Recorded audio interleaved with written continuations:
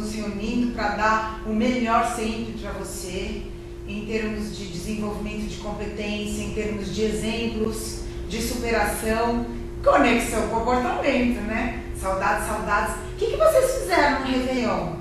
Vocês tomaram aquelas 10 taças de champanhe, depois fizeram as 10, 11 promessas e foram por lá as 7 ondas, tropeçaram na terceira e depois aquele famoso vou parar de fumar, que na realidade vamos transformar isso numa meta positiva, não é verdade? Vou ter saúde, vou ter qualidade de vida. Aquele outro famoso eu vou emagrecer. O que virou tudo isso? Não, começa em fevereiro, começa em março, começa em abril. Não. A Cássia Franco esteve aqui no final do ano e disse, escrevam as suas metas. Depois vocês colocam pequenos passinhos que são evidências de que vocês estão chegando nas metas. Lembram disso? E aí a gente vai, daqui a pouco a gente está em dezembro, janeiro já passou da metade, o tempo passa, hein? O tempo voa. Então, sabe que nesse começo de ano todo mundo começa a ficar preocupado com volta às aulas, escola, e um tema em foco é educação. Eu estou aqui com uma pessoa energizada, maravilhosa, bem-humorada, sensacional. Ela é professora, pedagoga, tem formação em gestão e supervisão escolar, especialista em educação infantil. Só 30 anos na área educacional. Falei para ela tirar isso, para ninguém fazer conta da idade, para ela não saber. 17 deles em sala de aula, com educação infantil e ensino fundamental. 13 anos em coordenação e direção escolar. Ela não pirou ainda, que deve fazer meditação transcendental, alguma coisa. Ela lecionou para adultos por 5 anos e aí ela se realizou como professora. Ela vai contar isso para a gente também. Em 2010, ela se tornou mantenedora de uma escola de educação infantil, onde atende crianças de 0 a 5 anos. Ela é diretora pedagógica do Instituto Educacional Infantil Pequeno Aprendiz. Um beijo para vocês todas que estão aí assistindo, meninas. É a Tânia Fonseca Pinto. Oi! Oi, gente, boa tarde. Estou muito feliz de fazer parte desse primeiro programa de 2014, que traga boas energias. E é impossível não pegar boa energia com essa mulher aqui, gente. Mesmo que você não tenha energia, você pega. É o primeiro de muitos, né, Lê? Se Deus quiser. Então vamos lá, vamos começar falando. Primeiro, como é que você escolheu a sua profissão? Acho importante falar isso para eles. Olha, vai ser engraçado. Na verdade, eu sempre estudei no Colégio São Judas. E quando terminava o ensino fundamental, nós tínhamos que entrar no ensino médio, que era o antigo colegial, e você tinha que escolher, que optar algumas áreas. Então tinha patológicas, humanas e tinha o magistério. E eu queria muito fazer publicidade. Na época tinha também publicidade no ensino técnico, que era tudo junto. E não tinha mais vaga e a minha mãe fez a matrícula no magistério. A minha irmã tinha feito magistério. E aí ela me perguntou, Tânia, você vai fazer? Eu quero fazer magistério, e fiz. E me encantei com a profissão, me encantei com a área. Sempre gostei de crianças. Eu pegava todas as crianças do bairro e levava para minha casa. As filhas de funcionárias das casas do lado iam para minha casa também. E aí fiz o magistério, me apaixonei, com 18 anos já estava formada. E eu coloco 30 anos, embora não aparente, mas eu comecei a dar aula aos 14. Né? Já comecei a trabalhar. Então passei por tudo isso, por estágio, que não era remunerado na época, você trabalhava de graça. E passei como auxiliar de classe, desde o berçário até lecionar no ensino médio também, na área de comunicação, como professora substituta, mas também tive essa oportunidade. E depois me casei muito cedo, casei aos 19 anos, né? 19 e 20, com o Santo Marcelo. E me tornei mãe e fiquei lecionando todos esses anos. Aí quando minhas filhas, a Ana Cláudia e a Paula, estavam um pouquinho maiores, eu fui fazer pedagogia para poder complementar um pouquinho mais essa parte teórica, essa observação. E aí trabalhei em instituições, lecionando, como você bem disse, e o Papai do Céu me deu de presente essa escola, né? Aconteceu muita coisa e eu digo que é um presente mesmo, mas isso fica para a próxima vez. E eu estou com a escola há 2 anos e estou assim completamente realizada com tudo que eu estou fazendo, mais ainda com a educação, porque eu acredito na educação. Então, isso que eu ia falar com você, nesses 30 anos, você tem bagagem pra caramba, né? O que você nota de diferente entre os pais das gerações anteriores e esses agora? Conta um pouquinho disso. Olha, o que tem de mais diferente e que eu percebo é que hoje até por uma questão socioeconômica e por uma questão mais, pelo tempo, pela questão profissional mesmo, as mulheres elas demoram um pouco mais para serem mães. E com isso elas procuram, tanto as mulheres quanto os homens também, vão ser mães mais velhas, automaticamente toda a questão hormonal acaba dificultando também. Algumas, a maioria, eu posso dizer e afirmar isso pela minha experiência, precisam fazer tratamentos e com isso a idade vai passando. Quando programam a vida inteira, quando chega esse bebê, não tem programação, não tem manual. Como assim? Bebê não vem com programação. Não, mas nem naquela época eu também não vinha. Então, mas eram mais jovens, não tinham tanta expectativa. As mulheres, poucas trabalhavam fora. Então elas casavam e eram mães. Elas se preparavam para ser mães. Hoje as mulheres se preparam para o mercado de trabalho, depois para ser mãe. Só que aí você já criou vícios. Você já tem hábitos, a sua vida já entrou numa rotina que aquela criança te desestrutura. Verdade. E aí o que você tem que fazer? Você tem que reprogramar a sua vida. E com essa reprogramação, você se depara, principalmente eu vou falar com escola. Você vai levar o seu filho, seu bebê, que você esperou tanto, toda uma expectativa, e você já tem uma certa idade que você não aceita alguns nãos, você não aceita alguns limites, você não aceita algumas regras, e aí é onde começa a ter o grande problema de, eu digo que de expectativa. Você acha que as mães estão mimando mais as crianças agora do que antigamente? Olha, eu mimei e mimo minhas filhas até hoje. Eu acho que há uma grande diferença entre o mimo de você gostar de cuidar. Não, aquele outro. E o mimo de você super proteger e estragar. Isso mesmo. Né? Então, eu acho que a palavra mimo, ela é deliciosa de você ouvir. Eu adoro ser mimada. Quando é miminho, gostosinho. Agora, quando é miminho que fica sem educação, mimadinho. Exatamente. Então, assim, você colocar, embora eu mime as minhas filhas até hoje, e todas as pessoas ao meu redor, que eu adoro ser mimada, eu acho que o universo conspira com aquilo que você dá, você precisa colocar limites, você precisa dizer que pode e que não pode, né? Você não pode aceitar determinadas coisas, porque você não está criando um ser eterno de 3, 4 anos e o mundo não diz não para ele, o mundo não diz sim em tudo. O mundo, aliás, diz mais não do que sim. Então, e quais são os sims que o mundo te dá? Para as coisas que não são tão legais. Eu quero droga? Toma. Eu quero ser violento? Toma. Fácil. É fácil. Né?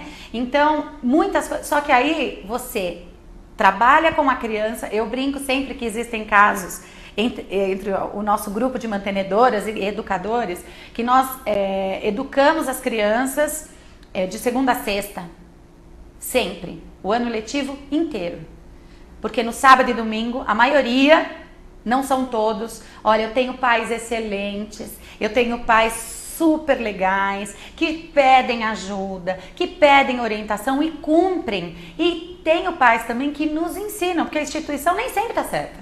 Lógico. A instituição também erra, uma também troca, peca. né? É uma troca.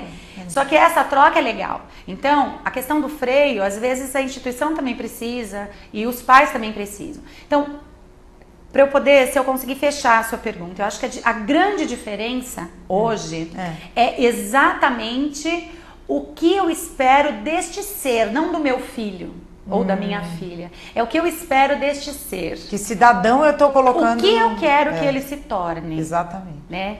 Então isso é complicado, porque hoje tem... Até ficou vinculando na internet uma época, uma charge onde falava duas pessoas, a escola de 1970 e a escola de hoje. Chegou a ver isso? Não vi. A professora com o pai e a mãe de um aluno com o boletim, que notas são essas para a criança? E a de agora, de 2000? Para o professor. O pai, a mãe e a criança apontando para o professor. Eu vi, que notas são essas? Então, tem muito disso, porque o que mais pai e mãe tem é justificativa. E tira a responsabilidade deles. Tira. Estudo é a responsabilidade do aluno. Eu posso estar doida, posso estar velha, mas, cara... Eu acho que cada qual com a sua responsabilidade.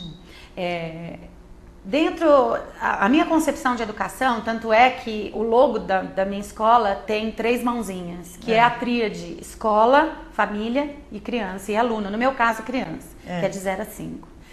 E sem essa tríade não tem, porque a escola não pode absorver e pegar para ela a responsabilidade que é da família. Exatamente. Assim como a escola não pode cobrar da família o que é dela. Como é que vocês estabelecem esses limites, hein? É muito sutil. Relacionamento. É a base de tudo. É a transparência. É o convívio. Você consegue gostar de alguém sem conviver? Eu não. Você tem uma empatia ou uma antipatia, a princípio. É, verdade. Né? Você pode ter isso. Mas você só passa a gostar. Se você não tiver esse relacionamento com a escola do seu filho, você não vai saber. Você vai se basear em nota e boleto bancário. Verdade. É uma coisa fria. Você só vai ouvir a versão do seu filho. E não adianta você esperar chegar o boletim. Não adianta você esperar chegar as notas onde ele ficou de recuperação. Aí chega no final do ano, isso foi até tema de uma outra palestra, você esperar no final do ano para tentar recuperar com professores particulares, porque eu tentei tudo com meu filho. Não tentou. Não tentou. Não tentou. Sabe? Se você pegar, quando eu sempre trabalhei, e quando as minhas filhas eram pequenas, eu pedia para deixar a agenda em cima da cama, porque uma hora eu tinha que dormir. Verdade. Então são essas dicas, essa parceria, essa mão dada é que a escola tem que ter. E isso seja na educação infantil até o ensino médio. Como é que você lida agora que você está de 0 a 5 anos, né? Como é que você lida com as mães sombras? Mãe sombra é aquela que desgruda. Cara, porque tem muita. Essa mãe, ela tá mostrando insegurança. É pura insegurança. Ela não sabe, ela tem medo do mundo e ela tá passando isso para eles. Toda mãe é insegura. Você foi insegura em algum momento e é hoje. Você com um filho adolescente que você tem. Em algumas Principalmente nessa fase. Porque você sabe a formação que você deu, você sabe a cabeça que o seu filho tem, mas você sabe que o mundo é muito mais esperto. Doidão, né? E aí você tem... E cada fase é assim. Porque eu já vi filhos, assim, sendo deixados no primeiro dia da escola, principalmente os babies, né? Os pequenininhos. Eu já vi filhos entrando e querendo ver qual que é aquele mundo, já vendo algumas crianças, vendo alguns brinquedos, e a mãe parada esperando o tal do escândalo. Não quero ir. Parece que elas têm um prazer. A criança entrar e a mãe chamar 2, 3 vezes e falar: não chora, a mamãe já vem. Menina do céu, eu também já vi isso. Tem muito. E isso tinha em 1980, quando eu comecei, 80 e pouco, eu comecei a trabalhar. E tem até hoje. Mãe vai ser mãe sempre. Não tem jeito, tá? Não tem. Sabe por quê? Eu acho que aí é uma questão de você trazer essa mãe para você. De você... eu falei ontem no planejamento com a minha equipe que pai, mãe e educador não pode cansar nunca de falar. Ah, entendi. Você tem todo dia, trabalho de formiguinha.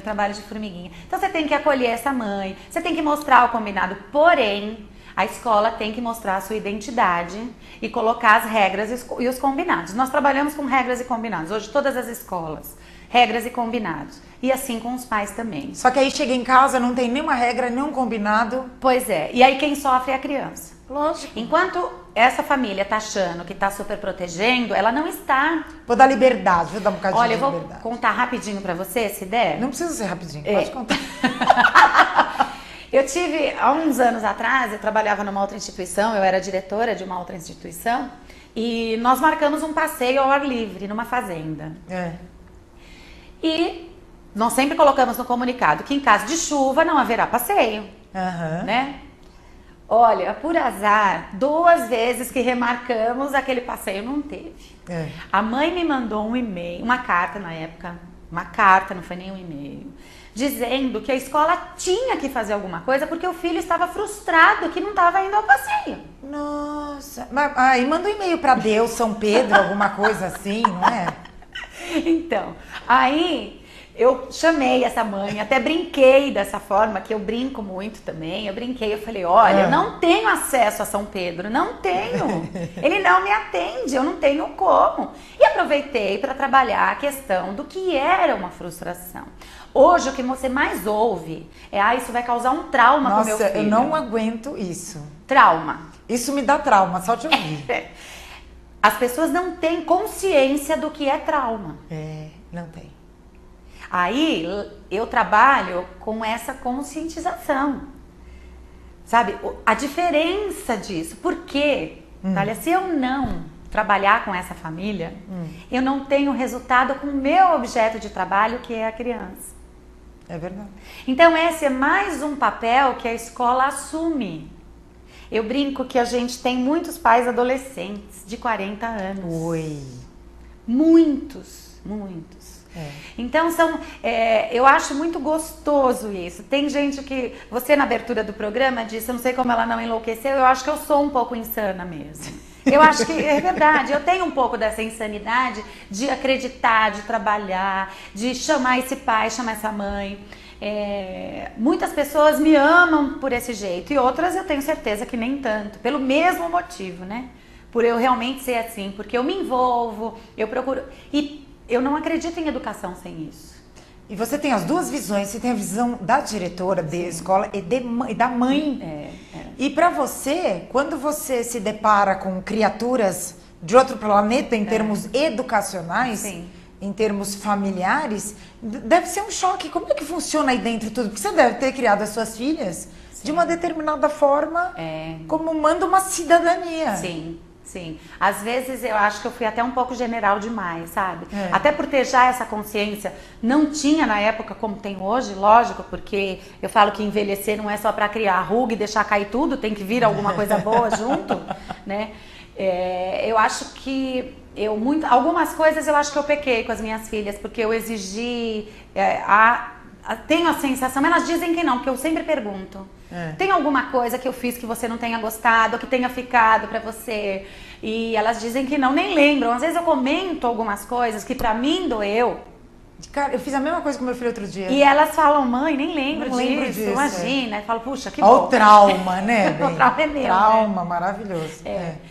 Então tem assim, essas situações, dessas inseguranças. Olha, eu tenho mães na escola que ligam a cada meia hora pra saber como o filho está. Elas pedem aquelas câmeras para ficar olhando? Eu não tenho. Eu tenho câmeras internas onde tudo é gravado. Se preciso for, eu vou na busca e apresento. Mas externa eu não tenho porque não é saudável. É um Big Brother dos babies. Hoje isso virou, para algumas pessoas, um marketing educacional. Eu não concordo e já explico para os pais. Eu já perdi matrícula por conta disso. Não tem câmera? Não, eu não quero. Nossa. É uma opção. Eu presto um serviço, a minha escola está aberta o tempo todo para os pais. Eles entram e saem sem precisar agendar. Olha que legal. Eles levam os filhos na sala de aula, eles vão buscar os filhos na sala de aula se quiserem. Nós fazemos um combinado. A criança começou a chorar, não quer entrar com a inspetora, com a professora, com a auxiliar, com quem for, com a coordenação, leve até a sala de aula. A partir do momento que ele for sozinho, que ele falar tchau, você não precisa entrar mais. Não precisa virar regra. Ô, Tânia, ainda chama de tia? Na minha escola, não. Porque não é tia, né, gente? Não. Tia na verdade, assim, historicamente dizendo, na história da educação, virou tia por conta do jardim da infância antigamente. Né? E foi uma época em que teve a primeira evolução da mulher, né, vamos dizer assim, que a mulher começou a precisar de escola para ir para o mercado de trabalho. Estava começando uma mudança de paradigma aí. E aí montou-se o Jardim da Infância, tudo lindo, né? Todo maravilhoso, filosófico. Cogumelos coloridos. Aí, vai com a tia, porque isso doía menos. Chamar de parente. De tia, era uma coisa, um vínculo maior. Que legal, não sabia disso. Então essa coisa de tia virou exatamente por conta disso. Há todo um contexto histórico aí nessa situação do tia. E é muito difícil de você tirar. É muito difícil. Isso é trabalho de formiguinha. Eles chamam de tia, os pequenos? De jeito nenhum, é pelo nome. Eu sou Tã. Ah, você é Tan, que lindo. Eu sou Tan. Tem a Carol, tem a Babi, tem a Fê, a Bota Carla, apelido em tem todo todas. mundo. Ah. Tem todas. A Érica, a Eriquinha, tem todas. Falando nisso, manda um beijo pra elas. Antes Meninas, um beijo. Antes que elas, essa apresentadora Obrigada. não deixasse mandar beijo. Não deixa beijo, né? É. Então ela sempre tem. Então todos os apelidos. Então eles não têm o hábito mesmo, não tem. Mas isso já vem até do próprio profissional. Tem um outro lado também, que acho que é uma coisa que dá pano para manga, isso, é a formação dos educadores. Né? Hoje as universidades elas deixam muito a desejar. Porque eu já vi educadores falando para mim fazer, tá? São de menos. Né? Você pode até dizer que isso já entrou no vocabulário. Oi, né? Tá, já entrou no vocabulário. É assim, as pessoas, quando eu vou fazer entrevista, processo seletivo, quando eu trabalhava como consultora e auxiliava em processo seletivo, recrutamento, por que você fez pedagogia? Porque eu gosto de criança. Eu falava, então vai trabalhar em buffet ou vai trabalhar numa ONG. Gosto de criança, vai trabalhar no buffet. Você fica com a criança 3, 4 horas. Você tem que gostar da criança, da mãe da criança, do pai da criança, do nariz escorrendo. Você tem que gostar de estudar, você tem que gostar. Porque existe uma diferença grande entre você ver e olhar. Ouvir e escutar. Exatamente. Há uma grande diferença nisso. E não adianta só você gostar de pedagogia. Eu também gosto de criança e não quero ser orientadora pedagógica. Você entendeu? Gostar de criança é gostar. Não é porque todo mundo gosta de bicho que é ser veterinário. É verdade. Eu gosto de planta, eu vou ser agrônomo. Não.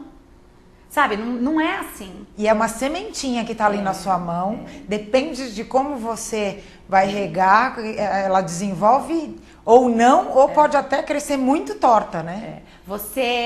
Eu tinha um professor de psicologia do desenvolvimento que ele dizia que um professor, que um bandido, uma pessoa armada, ela pode matar acho que 5 ou 6, não sei quantas. 6. Pode matar até 6 pessoas com um revólver normal de uma vez só. Um professor pode matar 40. É verdade. Ele falava isso. Tudo a ver. Então, precisa tomar muito cuidado com aquilo que você fala, aquilo que você... E não é só o falar, porque o corpo fala, o olhar fala. Verdade. Né? O gesto fala. O E a não criança, verbal. ela é muito esponja. Lógico. Você não precisa falar. Um adulto, ele nem olha pra você, ele nem percebe que você fez a careta. Uma criança, ela percebe. Com certeza. Ela percebe e ela marca aquilo. Marca. Você sabe, eu falo muito alto, né? Dá pra perceber, não precisaria nem de microfone, mas eu falo alto, eu gesticulo, eu brinco, eu me jogo no chão, eu sou brava, mas os próprios pais dão esse feedback, como as crianças gostam de você. Porque é verdadeira, é autêntica. E eles se sentem seguros. Lógico. Criança não gosta de gente babona. Não gosta. Farsidade não é com eles. Eles não gostam. Eu sei. Ai, tá tão bom esse primeiro bloco. Gente, conectadas e conectados. Estou aqui com a Tânia Fonseca, maravilhosa. Não falei que ela era sensacional, energizada. Viu, meninas? Não falei pra vocês? A Bob e a Nani. Nani agora nos acompanha, a Super Nani aqui no programa. Vou fazer uma pergunta pra ela, ela vai responder só após o intervalo. Afinal de contas, onde começa a família e termina a escola e onde termina a escola e começa a família na educação? Fica aí, conexão. A Tânia tá dando um banho aqui. Fica aí, educação.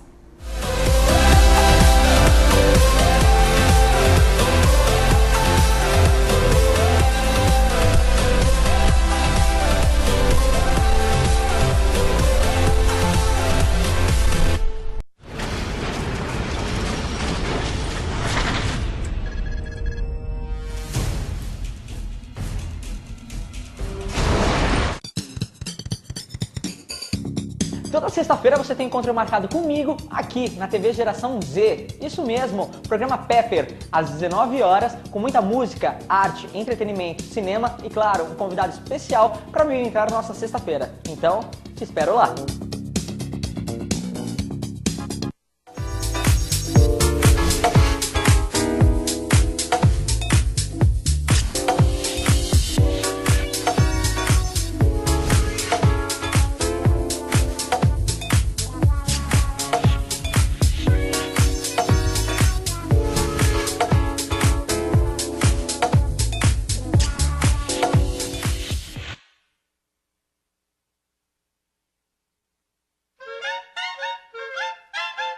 Moço, dá licença.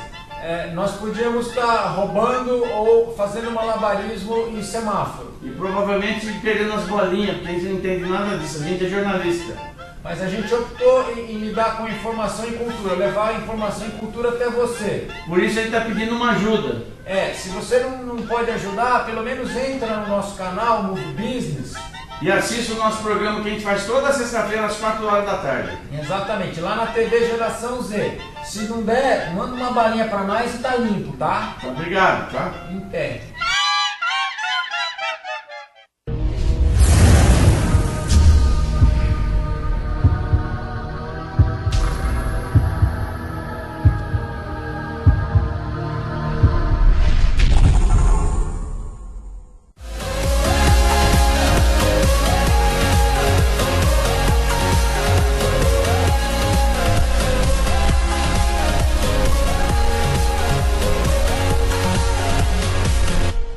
Conectadas e conectados, estamos de volta ao vivo com Tânia Fonseca, são 13 horas e 31 minutos no seu Conexão.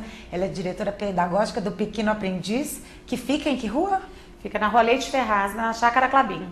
E o telefone é 440? 4508-0001. Isso, liga lá porque vocês já viram que aqui a coisa é profissa, não é esses negócios, vamos abrir uma escolinha com um monte de tia. Escuta, Tânia, quando é que começa a escola e termina a família? Quando é que termina a família e começa a escola? Até onde você vai na educação dessa criança? Olha, o objeto pontual da escola é a prestação de serviço educacional, né? A gente não pode esquecer disso. Porém, hoje com toda essa situação, você acaba tendo alunos que ficam não só 4 horas, mas sim um período integral. Então, tudo aquilo que a família faria, a mãe faria, estando com o filho em casa, a gente acaba fazendo, que são os cuidados de alimentação, banho, o jantar, o almoço, todas essas questões. O que eu acho que é muito importante é a escola ter a sua identidade, ter exatamente aquilo que ela pretende, passar para essa família e vice-versa. Então, o que é da escola? Trabalhamos valores, trabalhamos princípios. Até nós falamos no bloco anterior sobre essa questão de chega em casa, a criança não faz nada, a família não faz nada, acaba prejudicando. Em termos de limites, de limites, que isso faz parte. Existem alguns valores, algumas questões que isso formal é familiar. Por exemplo, vamos dar um exemplo bem prático. Lá na escola tem lá 2 crianças de 4 anos e uma bateu na outra. Sim. Vocês dizem como é que é a atitude de vocês nesse caso? Nós sempre pegamos as 2 crianças, se eles estiverem num grupo, a gente tira os 2 envolvidos daqui. Meliantes. Tiramos os envolvidos, porque você não pode expor essa situação para os outros, você chama atenção.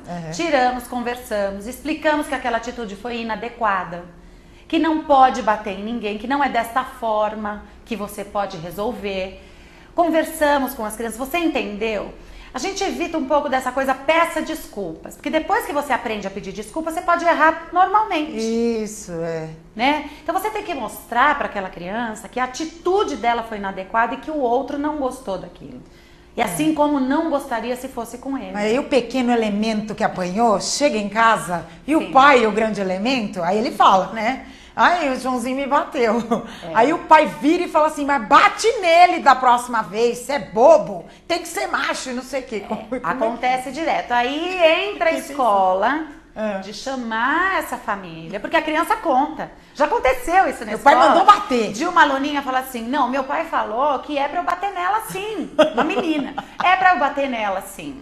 Aí eu chamei esse pai, que é uma graça, e ele falou, não foi isso. O que nós trabalhamos também, aí a gente orienta, fala como que trabalha para poder tentar falar. Só que você percebe, Tânia, que não tem como você saber o que é da escola e o que é da família se não tiver esse vínculo e esse diálogo. Esse relacionamento. Não existe isso. Verdade. Como que você vai fazer os acordos e os combinados? Não tem como. Você tem um ponto onde você precisa... Existem pais que não aceitam aquilo da escola. Então, essa criança não pode estudar naquela escola. Entendi. Tem que ter a mesma linguagem. Agora, assim como uma amiga minha conta que a professora vivia escrevendo na agenda da filha. Olha, hoje ela não quis... A professora escrevia para a mãe. Ela não se comportou, ela brigou com a amiga e sempre... A professora não tem que ficar escrevendo na agenda isso. Se tá acontecendo alguma coisa, chama essa mãe, esse pai, conversa, explica. Pode estar acontecendo alguma coisa. Muito agressiva. E não na agenda, como... Porque eu entendo assim, recado na agenda é, faça alguma coisa. Entendi. Isso e não é para ser passado isso. Aí essa minha amiga que é educadora, cansou. Aí ela começou, olha, professora, por favor, converse com a fulana, porque hoje ela não quis tomar banho. Os papéis não estavam trocados. E ela fez esse trocadilho para poder... Aí a escola chamou, ela falou, não, mas peraí, por que você está escrevendo? Então agora vocês me chamaram.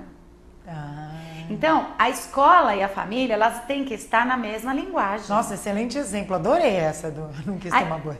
Ela não quis tomar banho, ela não quis dormir. Resolve. Eu tô tendo que resolver que ela tá brigando com a amiga. Nossa, gente, legal. Então, essa é uma história que eu gosto de contar, porque dá um belo exemplo dos papéis. Agora, subindo um pouquinho, depois a gente volta, que a gente tá pequenos, médios, grandes, porque aqui já passou de tudo. Eu tenho uma pergunta, eu vou colocar assim... Como ela foi escrita, tá? E quando o pré-adolescente não se enquadra na escola, ele acha tudo inútil, questiona cada coisa que aprende. Quando faz problemas de matemática que contenham tijolos, azulejos ou terrenos, diz que está estudando para ser pedreiro e pede para sair da escola e estudar algo mais útil como desenho e computação gráfica. Isso junto com notas baixas. Então, esse menino já teve professor particular, já ficou de castigo, mas vai para a escola obrigado e ele sofre com isso. Ele tem total falta de interesse. E aí? Eu não sei se ele já mudou de escola, se ele já passou por outra escola. Então, a primeira coisa que eu levanto é, será que a metodologia dessa escola está realmente... Porque para ele pedir isso, ele tem uma visão completamente... Meio construtivista, né? Eu nem diria... Olha, Thalia, isso é uma outra coisa, senão... É assim, eu acho que construtivista é quem constrói. Todo mundo tem que ser construtivista. Né? Eu acho que uma educação um pouco mais libertadora, um pouco mais artística. Ele já demonstra habilidades diferentes disso. Exatamente. Né? Então, primeiro ponto... Eu faria uma avaliação da metodologia da escola em que ele está. De que forma está sendo passado para ele. Porque tem muito disso. Tem crianças que não se adaptam a determinadas metodologias. Por exemplo, a minha filha mais nova, a minha mais velha, estudou numa escola que era um pouco mais libertadora, mais estilo dessa parte, vamos dizer, construtivista, né? Onde tinha umas atividades mais maluquinhas. Ela adorou, fez um ensino médio fantástico. A minha mais nova falou, pra lá eu não vou. Ela gosta de aula dada, aula estudada. Né? Tá no último ano de Direito. Então, ela tem um outro perfil. Lógico. Ela é daquela, tudo que é muito livre, ela se perde. Ela tem esse perfil. Eu sou assim também. É muito livre. Muito livre, aí eu faço o quê? É verdade. A decisão de escolha é muito difícil. Não conheço o menino, adoraria poder conversar. Ele é ótimo, eu conheço. Não vou expor, com essa mãe também, para poder entender, ou com os dois juntos para poder entender. É uma família de criativos. Então, essa escola que ele tá é uma escola que permite esse tipo de criatividade. Eu tive um aluno em meados de 90, onde a escola que eu trabalhava era extremamente método global, que a gente chamava, extremamente pontual, aulas e sentados, e aquela coisa. E eu nunca vou esquecer dele, ele deve estar um homem hoje, Alexandre Tadeu. Ele não sentava para assistir aula. E nós dávamos aula em sistema de disciplinas. Eu dava aula de língua portuguesa. E todos os professores reclamavam desse menino, porque ele não para, ele atrapalha, porque o tempo inteiro ele mexia em um, ele mexia no outro. Eu fiz um acordo com ele. Pus no fundo da sala as carteiras e falei para ele, aqui é o seu limite. Ele escrevia pendurado na carteira, ele não sentava. Quarta série na época. E lá atrás ele ficava em pé, porque ele não atrapalhava ninguém, ele não passeava, e eu fechava mesmo, fechava, e ali ele ficava. Esse menino começou a melhorar, o rendimento dele melhorou, só que aconteceu o outro lado, eu fui demitida porque eu estava fugindo à regra da escola. Nossa, que chato. Ai, que besta. Então, mas naquela época não podia. Aquela escola não podia. E tem até hoje isso, viu? Nossa Senhora. Eu trabalho com formação de professores, eu ouço absurdos em 2014. Tem que ter um pouquinho de flexibilidade, gente. Você quer ensinar, você quer permitir que aprenda, ou você quer um formato engessado? Permitir que aprenda, eu quero desenvolver aquela pessoa. Então, de que jeito? Cada um pensa de um jeito. Se eu perguntar pra você como você faz arroz, se você faz, você tem um jeito. A outra tem o outro. Uns põem óleo, outros põem azeite, um coloca alho e cebola, outro só alho, outro só cebola, e o arroz é o mesmo. Falando em desenvolver, eu adorei quando você falou que você se realizou dando aula para adultos. Conta, por que você Isso foi muito lindo. Eu fui voluntária, eu dava aulas, uma escola confessional, tinha esse projeto que dava aulas para adultos, como se fosse o antigo Mobral.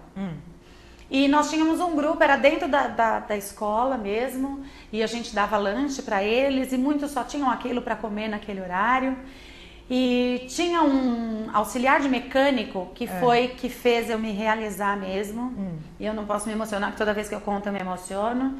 Ele aprendeu a escrever o nome. O lápis dele era um lápis de pedreiro, aquele vermelho quadrado. Eu sei. Ele tinha aquilo quando ele começou. E aí eu comprei, dei lápis para todos eles. E eu levava numa caixinha, eles usavam, depois eu guardava. E ele não conseguia escrever o nome, ele chamava Antônio. E no final desse ano, ele conseguiu escrever o nome dele.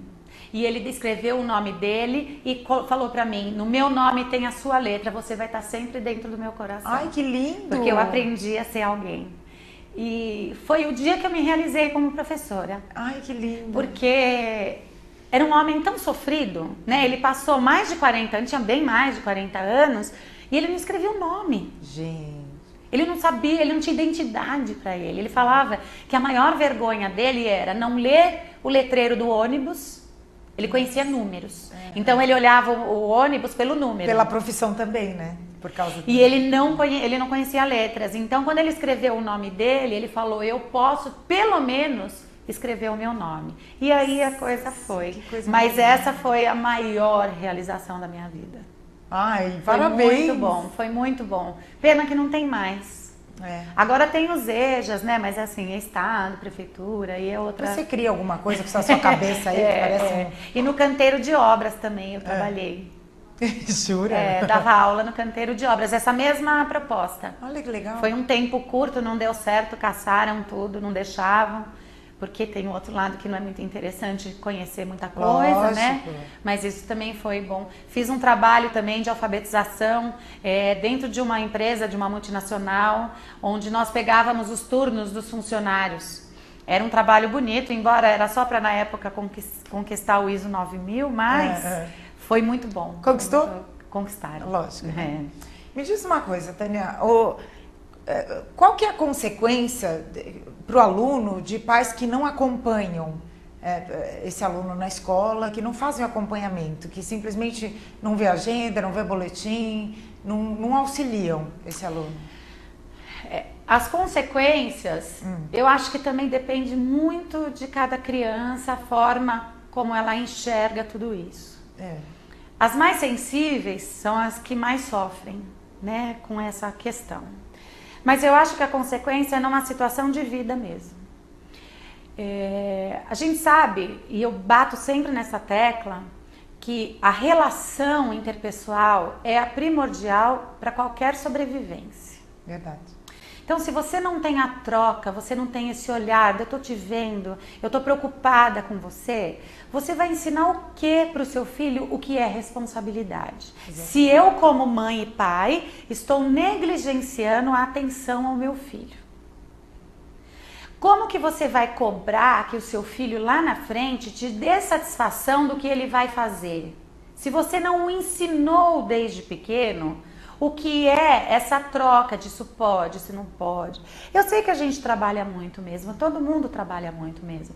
Mas se pelo menos 2 dias da semana você tiver para ver isso, né? Coloca no teu iPad, no teu celular, no seu computador, um lembrete, num fim de semana. Existem pais que pegam a criança na escola, o filho na escola, adolescente, deixa a mochila no carro, na segunda-feira vai para a escola exatamente daquele jeito. Nossa. Não olha. Eu não vi. Comunicado, então, tá ali, esquece. Pai e mãe, difícil ler, a maioria. Você manda comunicado, a coisa mais difícil para fazer é comunicado, porque quanto mais você escreve, parece que menos entendem.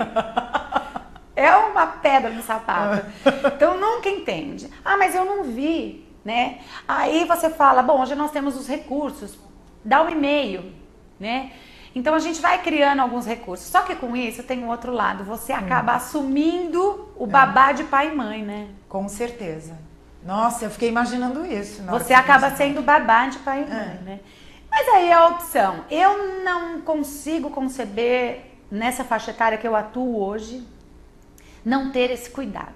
Esse acompanhamento. Não tem como. Mas a negligência, a falta de interesse pelo que está acontecendo vai causar problema se a criança tem alguma dificuldade. Porque tem aqueles que vão sozinhos. Tem. Tem muitos que vão sozinhos, tem o próprio recurso. Tem gente que tem próprio recurso. Né? Quantas pessoas você fala, nossa, passou por tudo isso e foi. Tem próprio recurso. Agora, aquele que não tiver, você está colocando em risco. Então, isso é um grande problema, né? Mas a gente tenta orientar a família, tenta criar vínculos. Por exemplo, as escolas fazem eventos. A maioria que vai no evento das escolas é aquele aluno que é bom, que a família é presente. Muitos não vão, não sabem o que está acontecendo. Aí vem a nota, fala para o filho, o que é isso? Ok, eu acho que ele tem que dar conta do que é dele. Comportamento de estudante ele tem que ter. Agora, quem só cobra nota, não cobra comportamento. Não cobra.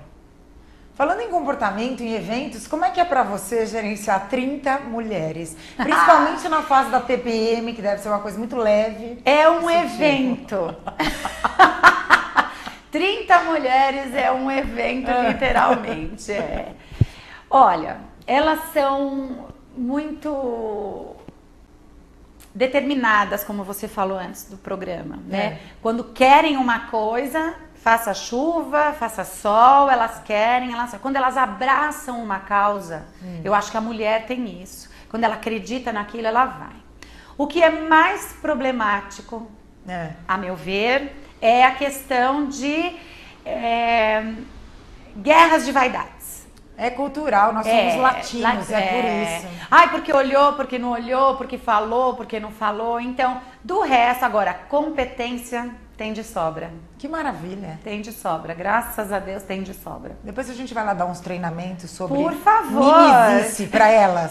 Muito Podem ir, tá convidada, pode ir. Manda uma mensagem para as conectadas e desconectados sobre educação, fala um pouco, manda uma mensagem assim no coração deles. Assim. Olha, o que eu posso dizer para todos os educadores, para pais, para mães, é que coloque o amor à frente de tudo, mas o amor real, o amor que diz não, o amor que diz isso não é certo, o amor que fala tudo bem, eu amo você, mas isso que você está fazendo não está certo e não pode ser feito, porque a gente precisa de gente do bem. A gente precisa de gente que briga, que fala, mas que está fazendo isso para construir, não para destruir, né? E que estudem muito. Para os educadores, não há educação sem estudo. Precisamos estudar sempre. A gente precisa de relacionamento. A gente precisa de grupos de estudo. A gente precisa falar sobre as experiências. A gente precisa ter troca. Ninguém cresce sozinho. Verdade. Ninguém cresce sozinho. Então, a minha dica é amor em primeiro lugar, consciência, autoconhecimento, controle, né? Controle no sentido de que eu posso isso, eu não posso. Às vezes eu posso, mas eu não devo. Exatamente. Precisa de muito amor para você ter até os recursos financeiros para dar alguma coisa pro filho, só que ele não mereceu e você falar não. Isso é amor. Você está ensinando limites para ele. Você está ensinando aquela pessoa a ser alguém. Exatamente. E a gente faz isso enquanto líder. Verdade. né? A gente faz isso enquanto pai e mãe, fazemos isso nas próprias amizades. Quantos amigos você tá vendo que tá dando a maior bola fora, vai meter o pé na jaca, você vai falar assim, ah, não, você tem que colocar o amor pela amizade, olha, cara, acho que não tá por aí. Isso aí. Acho que você tem que repensar. Sem amor, a gente não vai conseguir nada nesse mundo. Que lindo, eu te agradeço. Eu que agradeço. Promete que é a primeira de muitas? Prometo. Eu vou te disputar lá com o Leão Lobo e com a Adriana. Eles não estão vendo nem ouvindo. Acirradíssima, porque é no mesmo horário. É verdade. Obrigada. Obrigada a você. Eu só queria agradecer também a Zaira, uma grande amiga, que está me maravilhosa. ajudando nessa caminhada aí, porque ela acredita nesse trabalho e ela é puro amor. Ela é. Ela é o filho dela estuda na nossa escola. É outro amorzinho. É lindo. Conectadas e conectados, viram que início de ano maravilhoso, sensacional. Não tenho nem palavras, ela é espetacular. Começamos assim, com o pé direito, com o pé quente. Semana que vem nós vamos entrevistar 5 adolescentes na fase entrando no terceiro colegial. Eles são da geração Z, então a geração Z dando entrevista para a TV Geração Z. Eles vão falar sobre política, eles vão falar sobre relacionamentos, eles vão falar sobre escola, eles vão quebrar tudo aqui, vocês vão ver. Beijão, conexão!